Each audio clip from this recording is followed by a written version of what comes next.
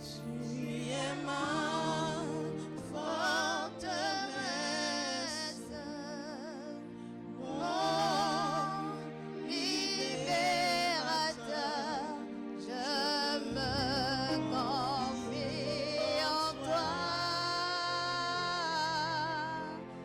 Gloire à ton nom, Seigneur Jésus. Tu portes le nom le plus beau d'entre tous les noms. Tu portes le nom le plus vrai d'entre tous les noms. Tu portes le nom le plus juste d'entre tous les noms. Tu portes le nom le plus parfumé d'entre tous les noms. Tu portes le nom le plus glorieux d'entre tous les noms.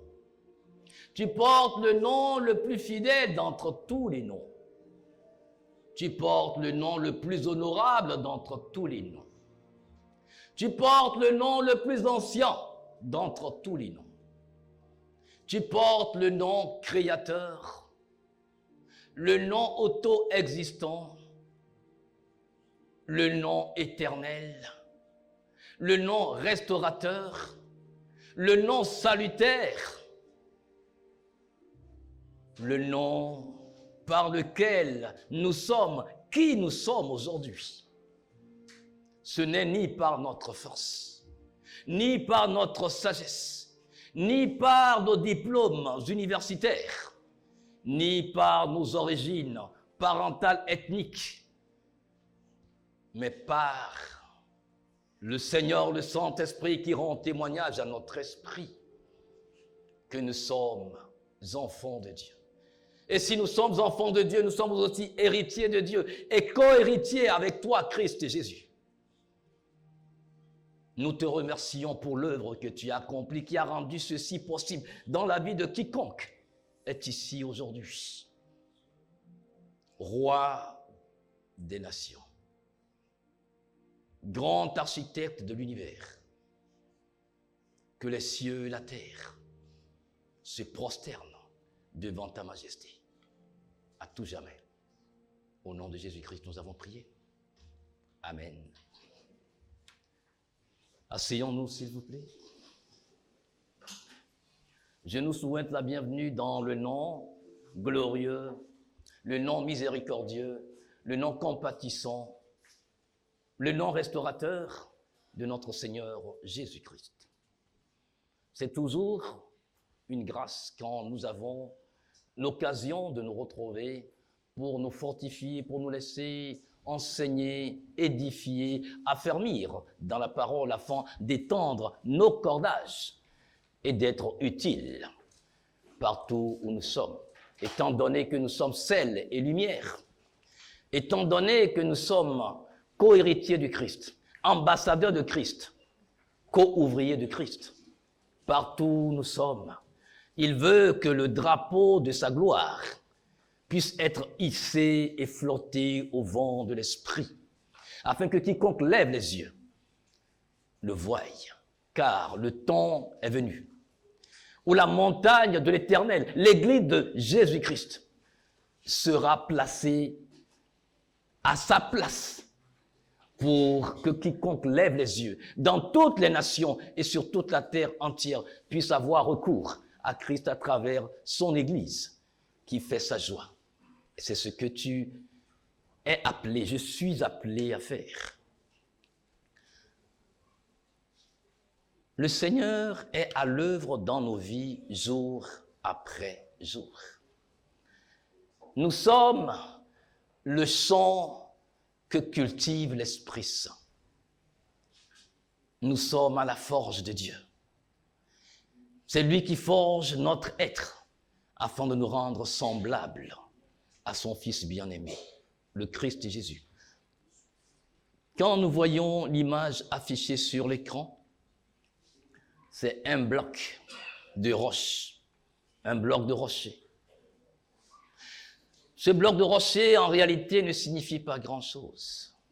Si on vous l'offre aujourd'hui, je crois que pour beaucoup, peut-être que vous allez, par respect à la personne qui vous l'a offerte, l'accepter, cette roche, et aller la déposer dans un coin de votre chambre ou à la cuisine ou je ne sais pas.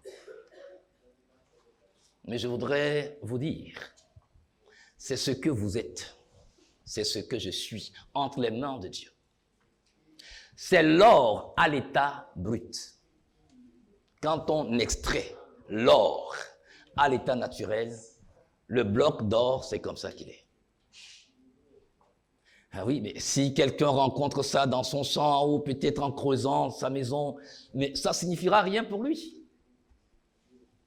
C'est ce que tu étais, c'est ce que je suis. Avant que Christ nous prenne et nous amène dans sa forge, dans son atelier, dans son usine, où nous avons à passer au travers de beaucoup de processus avant de devenir ce qu'il attend de nous. Je veux que mon frère, ma sœur, tu comprennes que Dieu n'a pas encore fini avec toi. Et à cause de ça, les épreuves de la vie vont t'assaillir tout le temps. Ce bloc d'or à l'état brut. Premier processus, c'est qu'on doit le porter à une température de 1064 degrés. Quand il est porté à 1064 degrés, il va fondre. Et quand il fond, il se met à bouillir. Et quand ça bout, on va écumer la mousse qu'elle dégage, parce que la mousse, ce sont les scories, les saletés qui sont rejetées à la surface. Et c'est un processus. On va l'écumer. On va enlever la mousse, l'écumer jusqu'à ce qu'il n'y ait plus de mousse. Quand on s'est assuré qu'il n'y a plus de mousse, alors on va l'ôter du feu.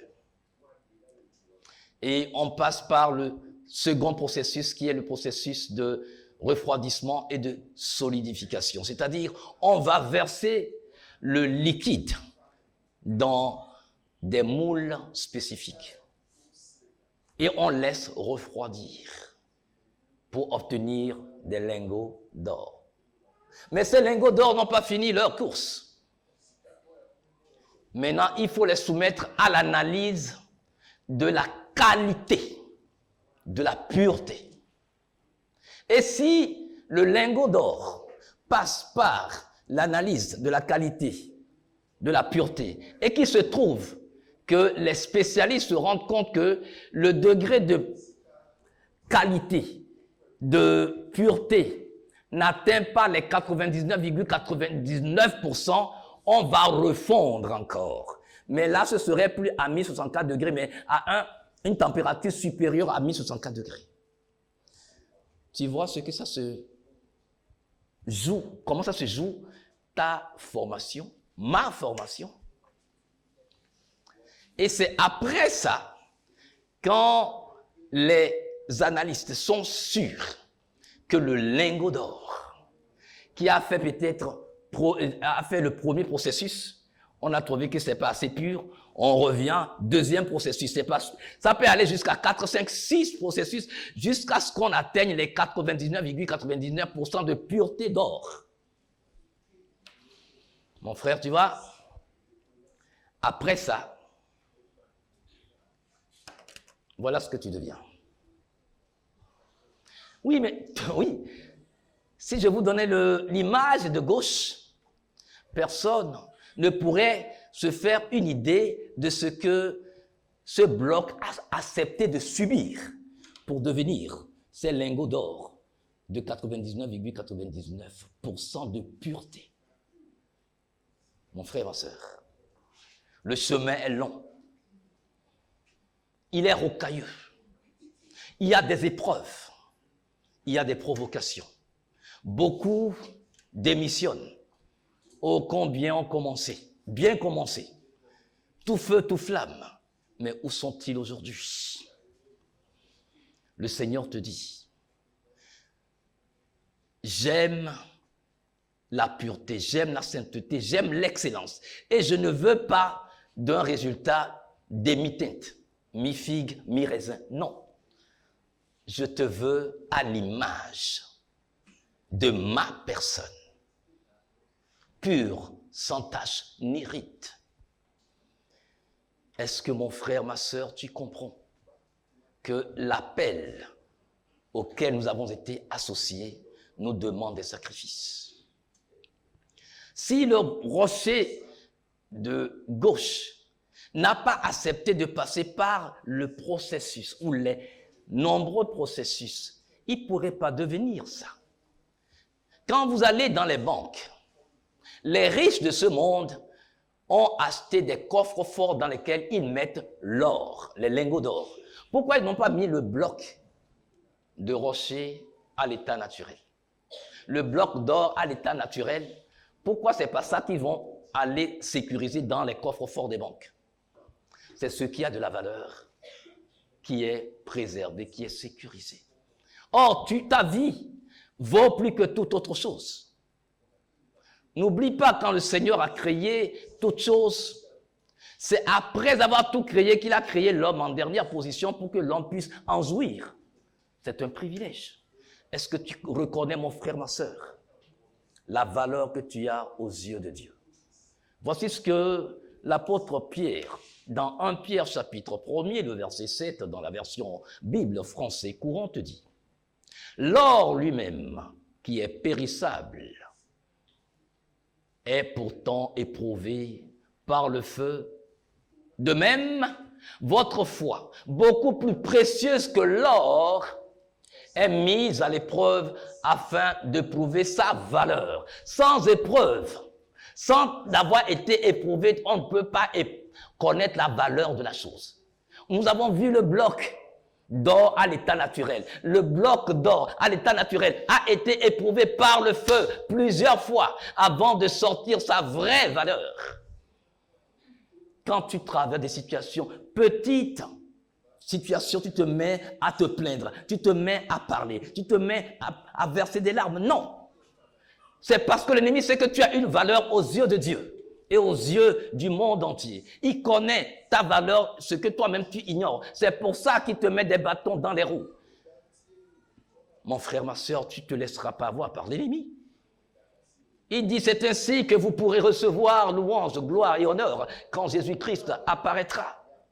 Donc ma vraie valeur, ce ne sont pas les hommes qui me la donnent. La vraie valeur dépend de celui qui me travaille dans son usine, dans son atelier. Le Seigneur qui m'a appelé des ténèbres à son admirable lumière. Mon frère, tu as compris quelque chose aujourd'hui? Ma sœur, tu as compris quelque chose aujourd'hui? Tu comprends pourquoi tout s'acharne contre toi? Les hommes, les puissants des ténèbres, les circonstances de la vie s'acharnent contre toi. Tu as compris pourquoi? Parce que tu as une valeur. Parce que tu es un instrument que Dieu est en train de travailler. Le Saint-Esprit est en train de travailler. Tu ne peux plus dire, c'est ma vie, j'en fais ce que je veux. Non, c'est plus ta vie. Combien de fois tu as chanté, ce n'est plus moi qui vis, alléluia, c'est Jésus qui vit en moi. Mais si c'est lui qui vit en toi, alors tu es une matière première de grand prix à son atelier, dans son atelier. Et il en fait ce qu'il veut. Rappelle-toi ce qu'il a dit à Jérémie. Quand il a amené dans la maison du potier, argile entre les mains du divin potier. Même pour cette argile-là, ça doit passer par l'épreuve du feu. Tu ne peux pas être chrétien et craindre les épreuves. Les épreuves font partie de la formation parfaite du chrétien. Un chrétien qui dit non, moi les épreuves je ne supporte pas. Tu n'es pas chrétien, tu n'as rien compris. Ça doit venir. Maintenant, c'est l'attitude que tu as. Aujourd'hui, nous allons terminer notre série d'enseignements sur le procès que le Christ Jésus a commencé à faire à son Église. Et nous allons dans Apocalypse chapitre 3, les versets 14 à 22, à cette septième audience. Il dit, Et à l'ange de l'assemblée qui est à Laodicée écrit, voici ce que dit l'Amen, le témoin fidèle et le véritable, le commencement de la création de Dieu. Je connais tes œuvres, que tu n'es ni froid ni bouillant. Je voudrais que tu fusses ou froid ou bouillant. Ainsi, parce que tu es tiède et que tu n'es ni froid ni bouillant, je vais te vomir de ma bouche. Parce que tu dis, je suis riche, je me suis enrichi, et j'ai besoin de rien, et que tu ne connais pas que toi, t'aimes le malheureux et le misérable, et pauvre, et aveugle, et nu. Je te conseille d'acheter de moi de l'or passé au feu, afin que tu deviennes riche, et des vêtements blancs, afin que tu sois vêtu, et que ta honte, la honte de ta nudité ne paraisse pas, et un collier pour oindre tes yeux, afin que tu voies.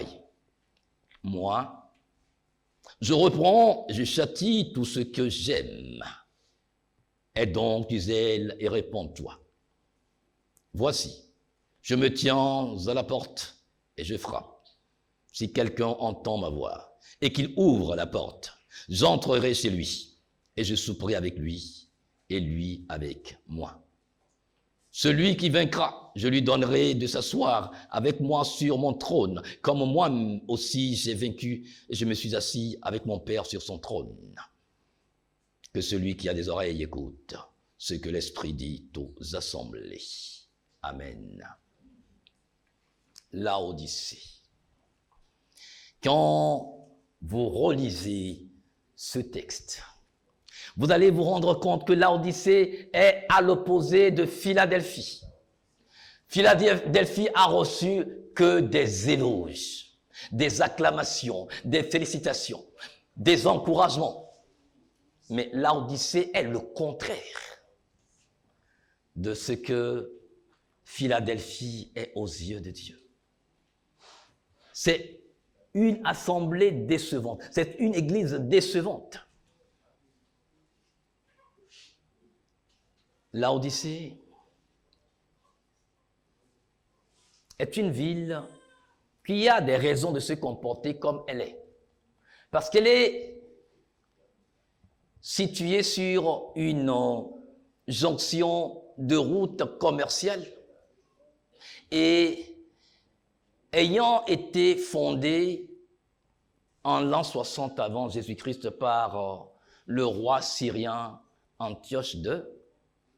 Antioche II a fondé la ville de Laodicée en l'honneur de son épouse, la reine Laodice. C'est pour cela que la ville s'appelle Laodicée. Cette même reine qui, des années plus tard, a empoisonné le roi. Pour quelle raison? Je ne veux pas savoir. Laodicée, pour l'introduction sur la ville, est une ville assez riche, immensément riche. À telle enseigne que quand Laodicée, en l'an 250 de notre ère, a été entièrement détruite comme ville par un puissant tremblement de terre, le Sénat de l'époque a voté un budget pour la reconstruction de la ville. Mais les habitants de la ville ont dit non, on n'a pas besoin de l'argent du Sénat. Vous voyez combien la ville était riche. C'est avec leurs propres fonds qu'ils ont rebâti la ville. Waouh! Donc c'était une ville assez fière, comme certains sont fiers de ce qu'ils ont aujourd'hui. C'est pour ça qu'ils disent, je n'ai besoin de personne, j'ai besoin de rien. Je m'auto-suffis. Nientouel est lokognesi. Je m'auto-suffis, je fais de ma vie ce que bon me semble. Cette ville était tellement riche qu'elle était la seule de cette région d'Asie à avoir 3 amphithéâtres de représentation théâtrale. Et tous ces 3 amphithéâtres étaient construits totalement en marbre à l'époque. Vous voyez, quand on est matériellement et financièrement à l'aise, vous voyez, on l'appelait la capitale des arts et de la culture. Et en tant que ville, ces banques étaient tellement riches, remplies de lingots d'or. La ville où tout le monde vient pour se faire de l'argent. Les citoyens étaient riches, du plus bas niveau jusqu'au plus haut. Tout le monde était financièrement à l'aise. Dans une ville comme ça, est-ce que Dieu sera la priorité? Eh oui.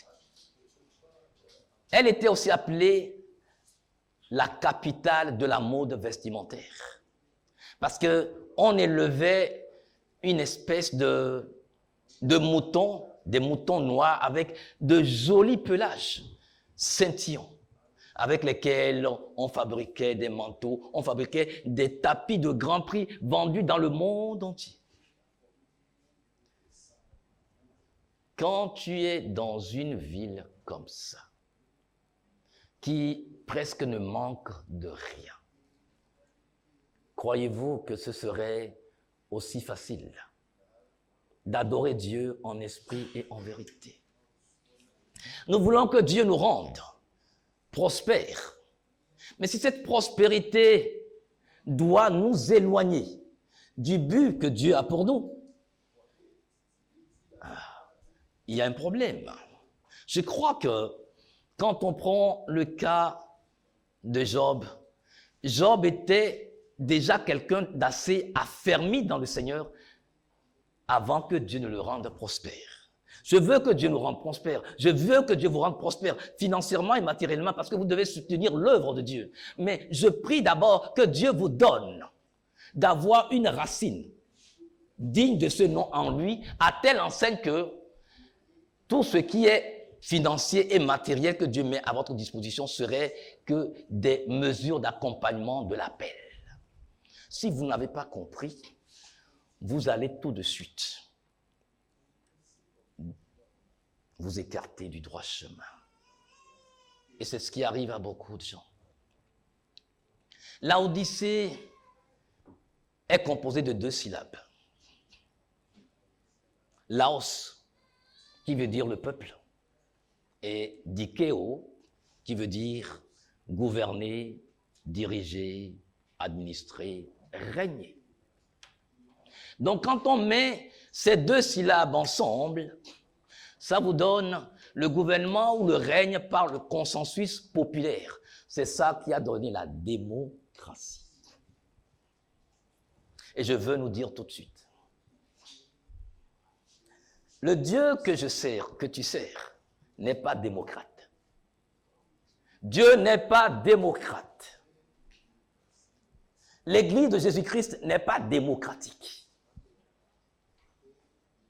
La démocratie se définit comme le gouvernement du peuple par le peuple, le gouvernement du peuple par consensus populaire. Mais est-ce qu'il y a vraiment consensus autour du gouvernement? Voyez les pays du monde. Je donne rien que l'exemple de l'Inde. L'Inde est la démocratie la plus grande au monde, en population d'ailleurs, devant la Chine. Mais en 2021, quand j'ai fait mes recherches, lors de l'élection pour le poste de Premier ministre, on a enregistré officiellement 717 partis politiques.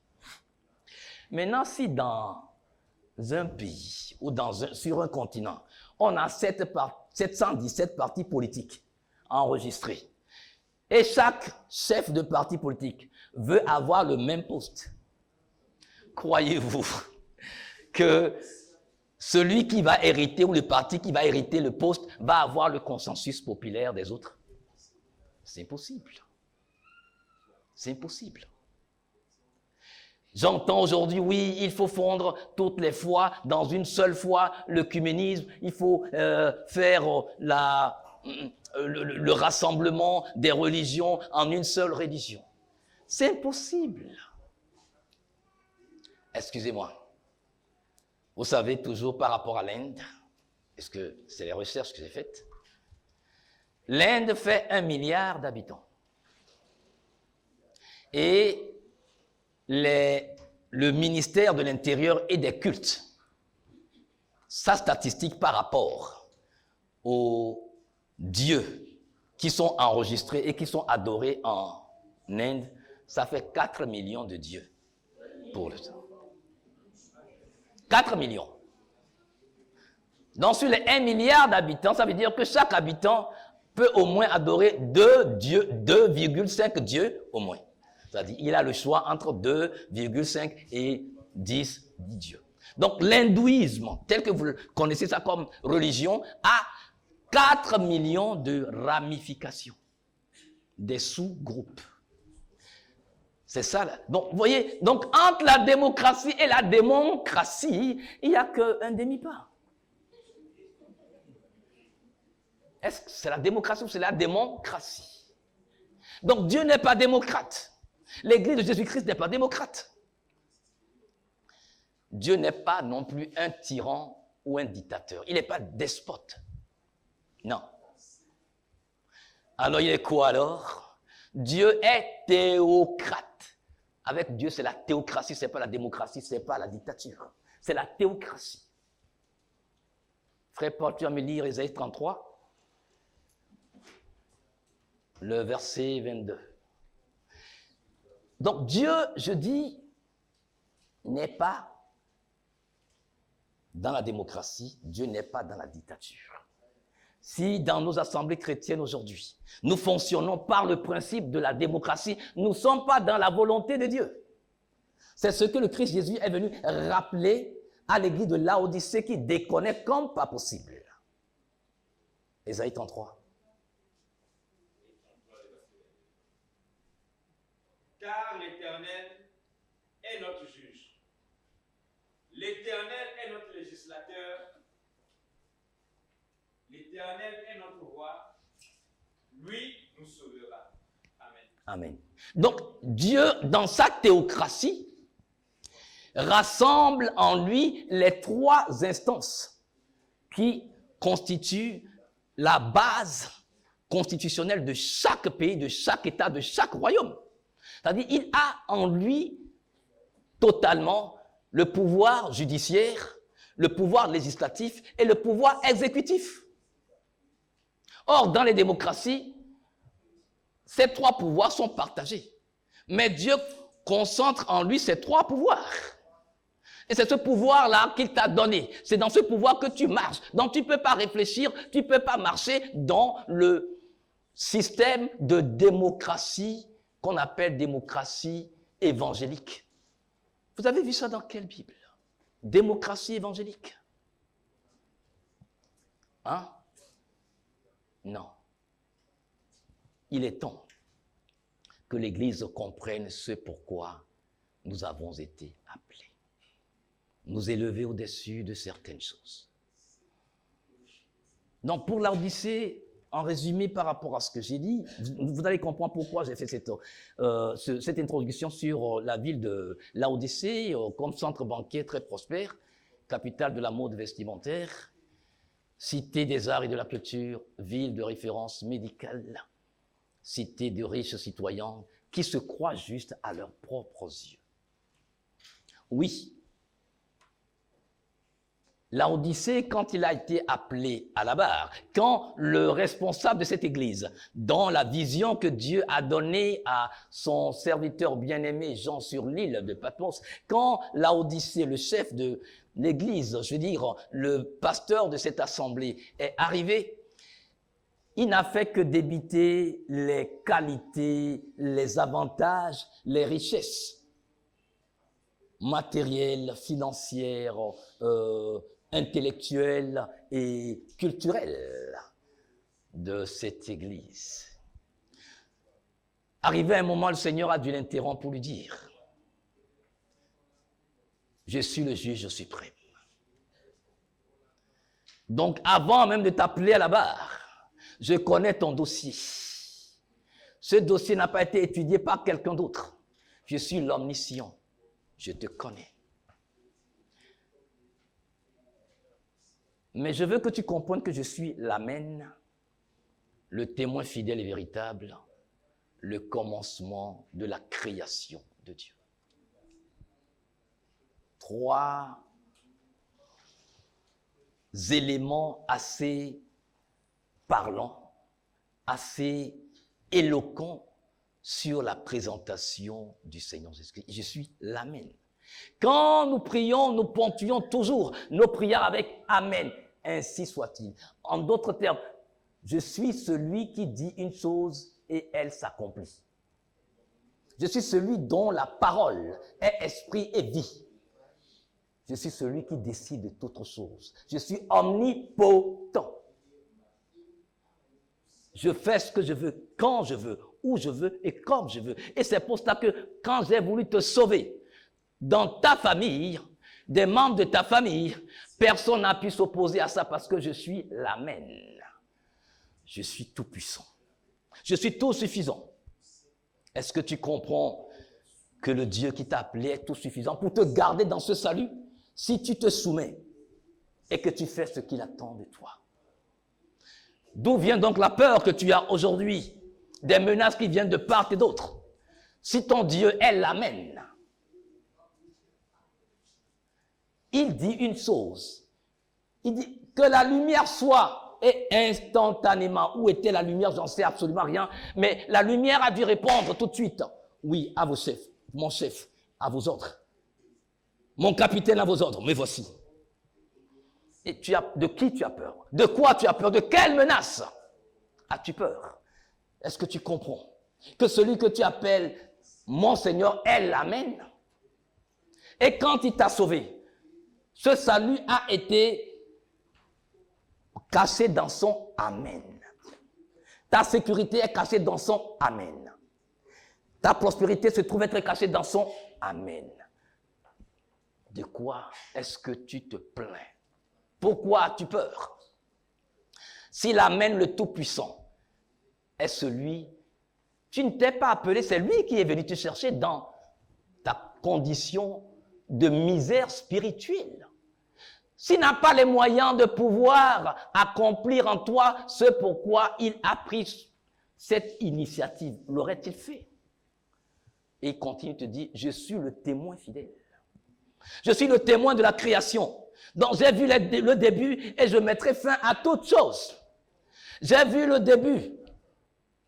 Au moment où toi tu ne savais absolument rien, ou même quand toi tu sais absolument rien, le début de leur réunion sur le plan spirituel, tout ce qui se concoctait dans l'obscurité, dans le secret, pour te nuire, j'ai vu ce début. Et puisque je suis le Amen, et que dans mon début, je suis Alpha, et qu'avec toi, j'ai commencé dans mon Alpha, je veux te dire que je ne m'arrête pas parce que mon nom est aussi Emmanuel. Je continue. Et mon Emmanuel a la puissance de te projeter dans mon Oméga. Donc, je vais finir avec toi ce que j'ai commencé. L'essentiel, c'est que tu me fasses confiance. Est-ce que tu me fais confiance en tant que ton Seigneur et ton Sauveur? Si tu dois jouir de mon salut de tous les jours, il faut que tu gardes ta position d'esclave sous mon autorité. Tu es appelé à comprendre aujourd'hui ce que c'est que la seigneurie de Jésus, le Seigneur Jésus-Christ. La seigneurie du Christ, ça veut dire quoi? Il est majestueusement assis sur son trône. Et s'il est ton Seigneur, tu ne peux pas le servir en étant assis. Donc toi, tu t'accroupis, tu te mets sous lui. Donc quelqu'un qui veut t'atteindre doit pouvoir l'enlever, dégager la chaise avant de t'avoir là-bas. C'est ça la seigneurie. Donc si tu te caches sous sa seigneurie, tu es protégé. Mais c'est cette seigneurie-là que Satan a compris et qui ne veut pas que tu puisses te plier à cette seigneurie. C'est pour ça que ton ego, que ton moi t'amène toujours à te rebeller contre la parole de Dieu, à te rebeller contre ceux qui te disent la vérité. Non, ils ne m'ont pas bien traité. Je ne suis pas n'importe qui. On ne peut pas me parler comme ça dans cette assemblée. Dans ce cas, je m'en vais. Tu ne peux pas partir comme ça, mon frère. Le sang a été versé. Un prix a été payé pour toi. Il te dit, Je suis témoin, le témoin fidèle et véritable. Donc, je suis le vrai Seigneur et le vrai Sauveur dont tu as besoin. Je suis le témoin. Je suis le témoin, veut dire le martyr, le vrai martyr, celui qui a donné sa vie pour toi. Même si ta mère l'a donné, si ton père l'a donné, ce ne serait pas aussi valeureux comme moi j'ai donné ma vie pour toi. Parce que ton père, ta mère, comme toi, vous êtes le produit de Adam et Ève. Et vous êtes entachés de péché. Mais moi, je suis sans péché. Il te dit, je suis le commencement de la création de Dieu. Waouh! Ça veut dire, je suis celui par qui tout a été créé, celui pour qui tout a été créé, et celui en qui tout subsiste. Mon frère, quelle assurance! Quelle assurance! Donc, ce qu'il te demande, demeure en moi. Oh Seigneur, je ne te vois pas comment je peux demeurer en toi. Et il te répond, ne t'ai-je pas dit au commencement était la parole, et la parole était avec Dieu, et la parole était Dieu. Et au verset 14, la parole a été faite chair. Elle a habité parmi vous, pleine de grâce et de vérité, et que vous avez contemplé sa gloire comme celle du Fils unique venu de la part de Dieu. Donc, je suis la parole que tu as. Cette parole-là, oh Seigneur, ta grâce, elle est ici. C'est la parole. C'est par elle que tout a été créé. La parole est vie. La parole est vie. Il a dit à ses disciples, déjà vous êtes purs à cause de la parole que vous avez entendue. Mon frère, ma soeur, je voudrais que tu t'assures que le Seigneur ne t'abandonnera pas sur le chemin aussi longtemps que tu demeures humble, que tu apprends à ses pieds.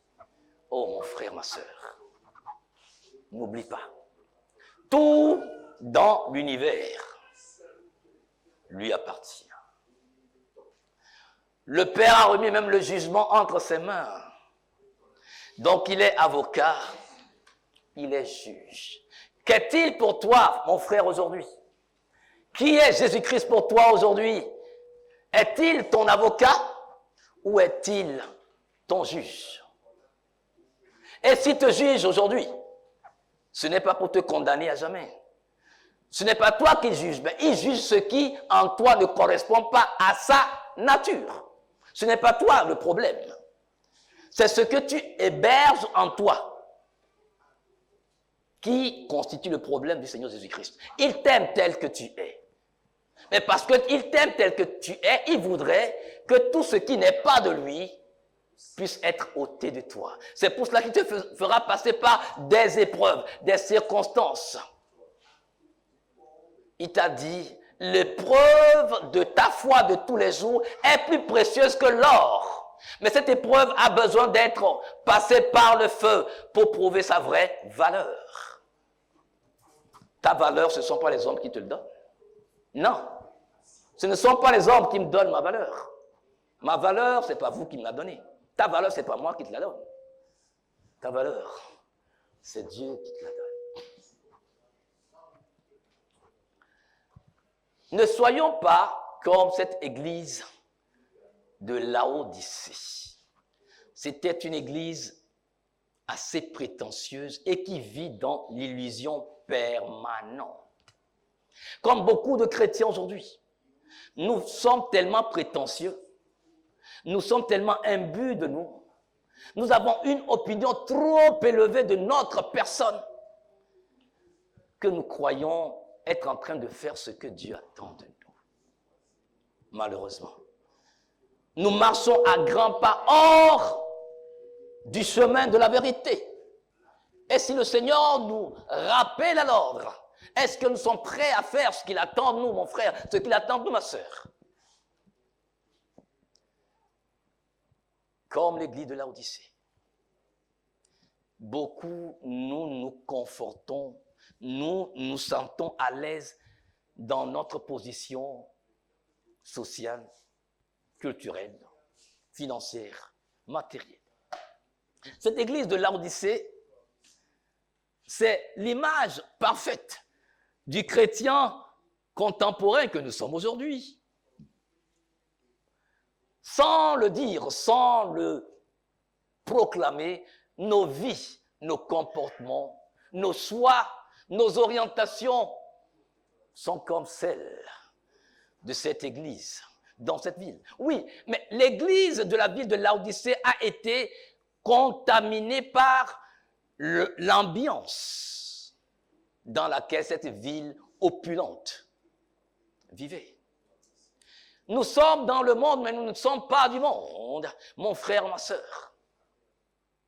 Et malheureusement, nous copions des choses du monde et nous voulons les plaquer et forcer la parole de Dieu à s'adapter à ça.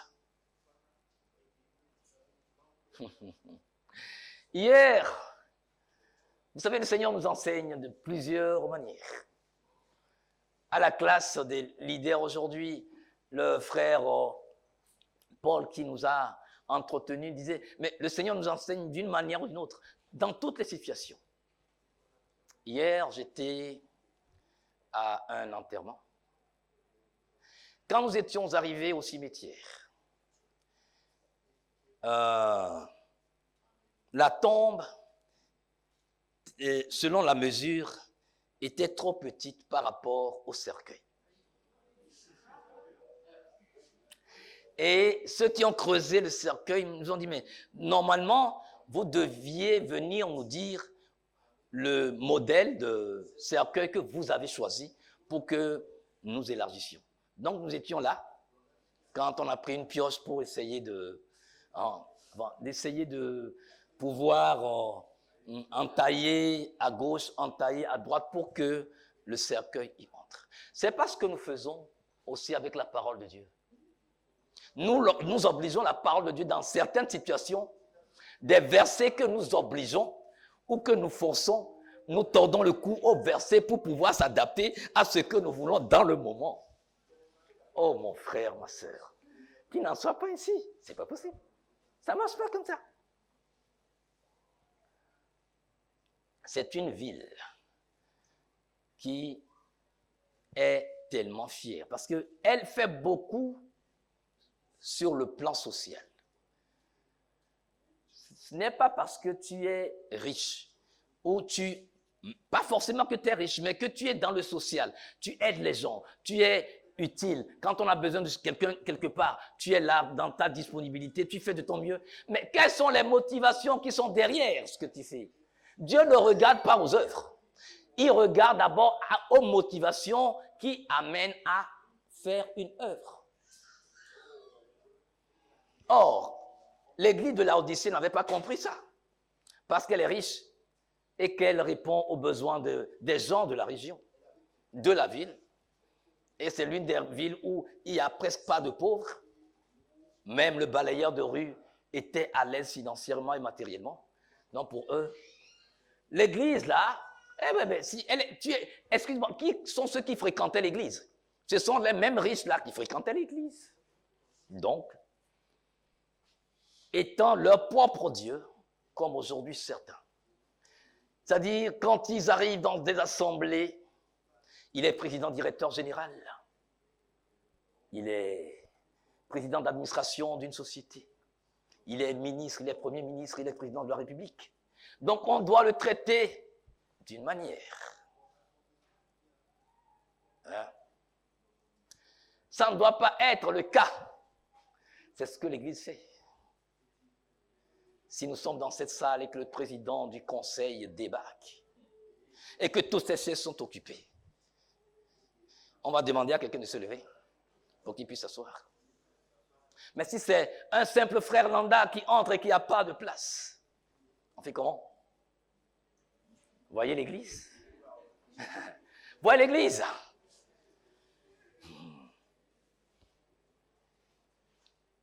C'est une église qui, étant à l'aise sur tous les plans, est plutôt autonome.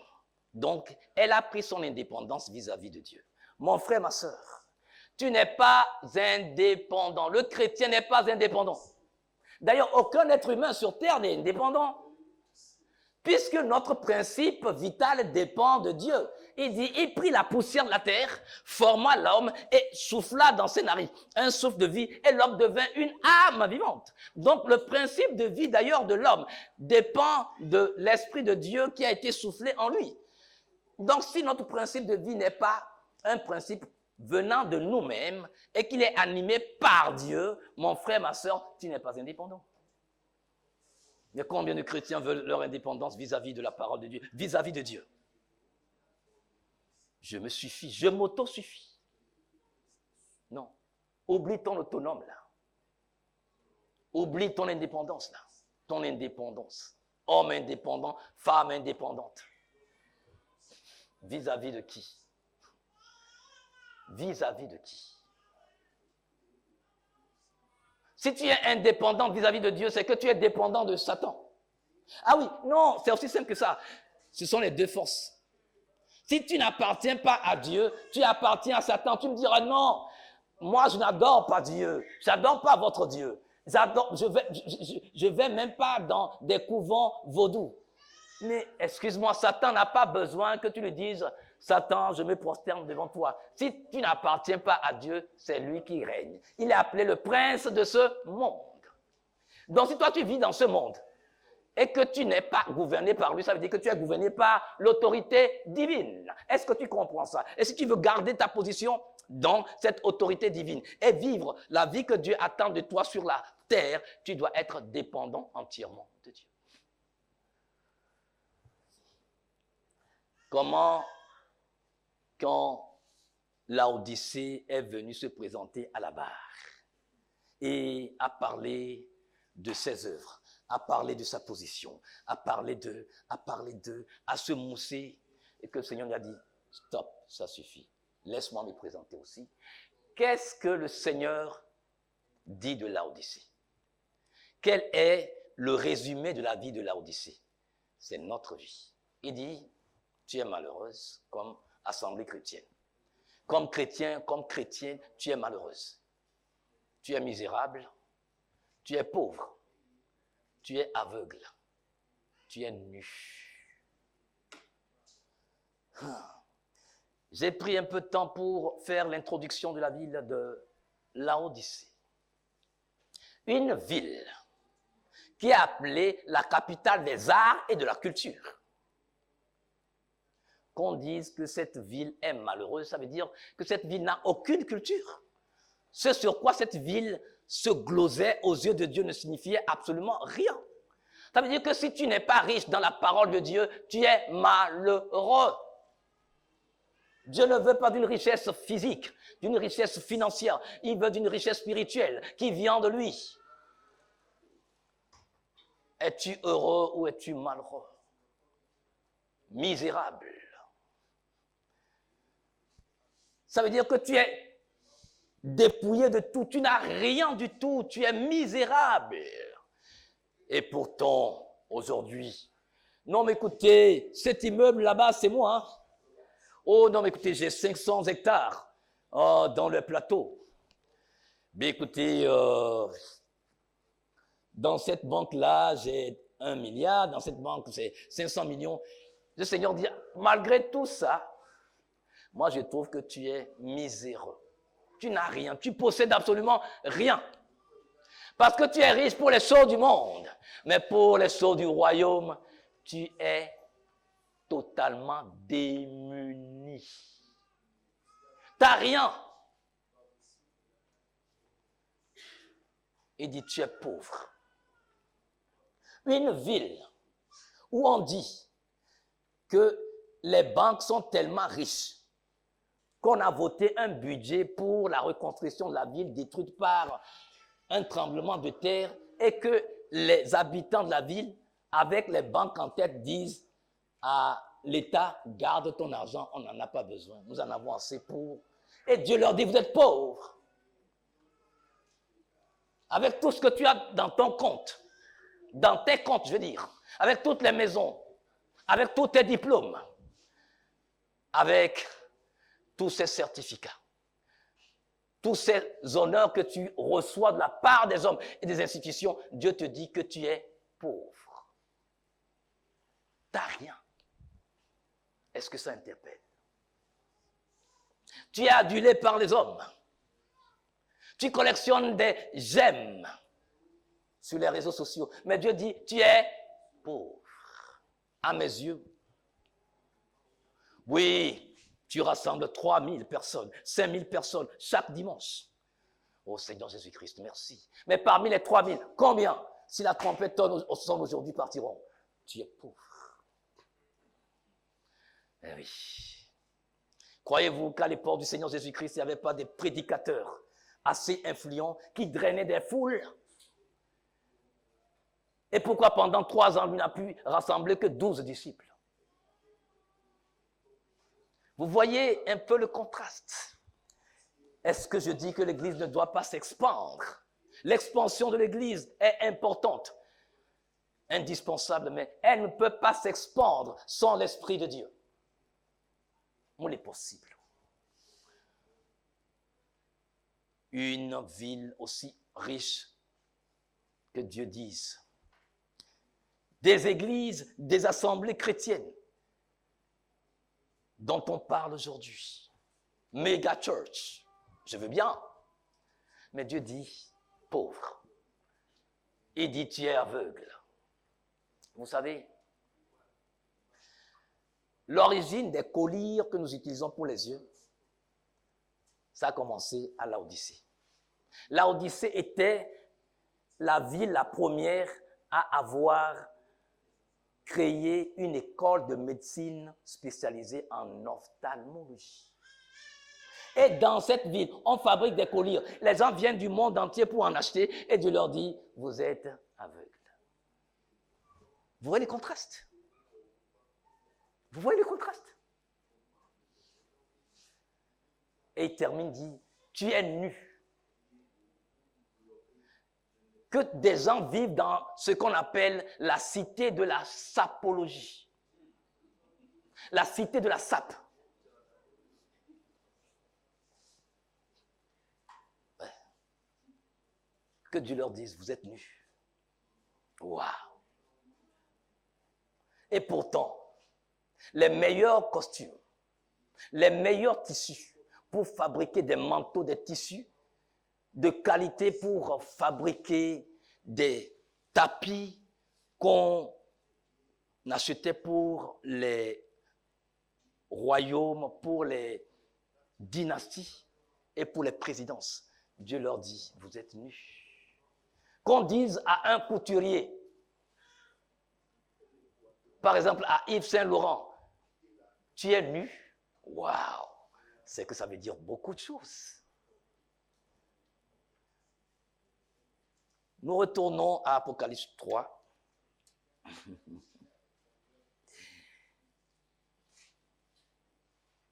Regardez et écoutez ce que le Seigneur Jésus-Christ est en train de dire.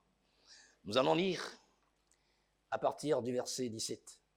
Parce que tu dis, je suis riche et je me suis enrichi et je n'ai besoin de rien. Est-ce qu'un homme peut dire qu'il n'a besoin de rien? Hein?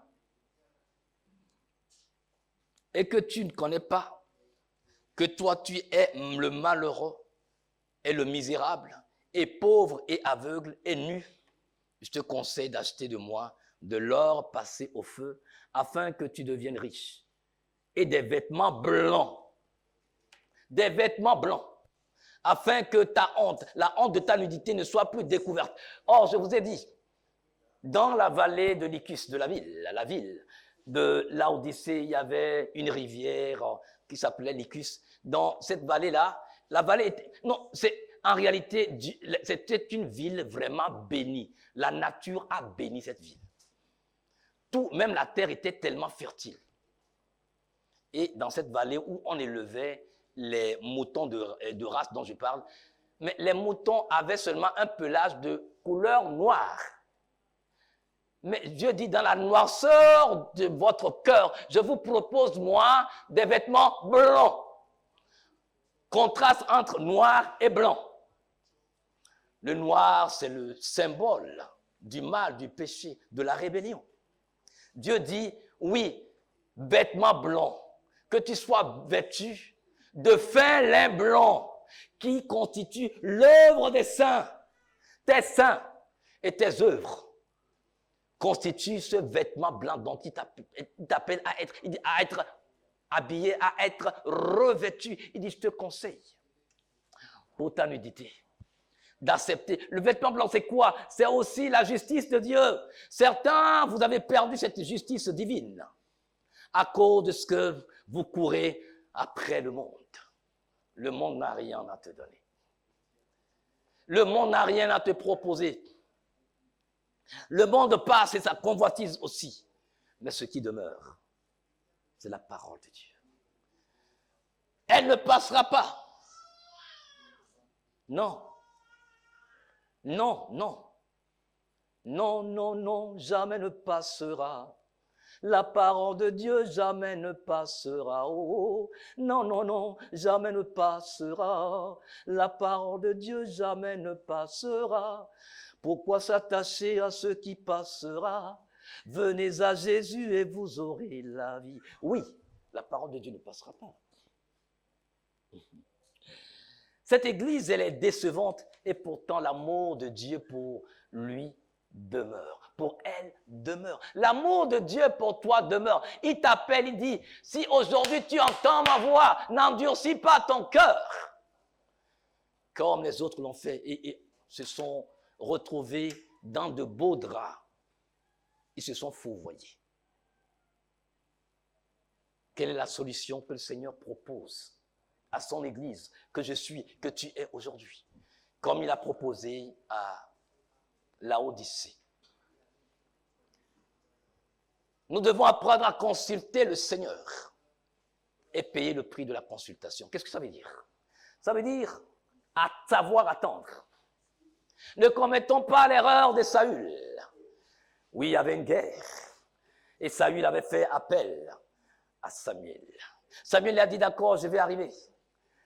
Saül a attendu premier jour, deuxième jour, troisième jour, presque une semaine.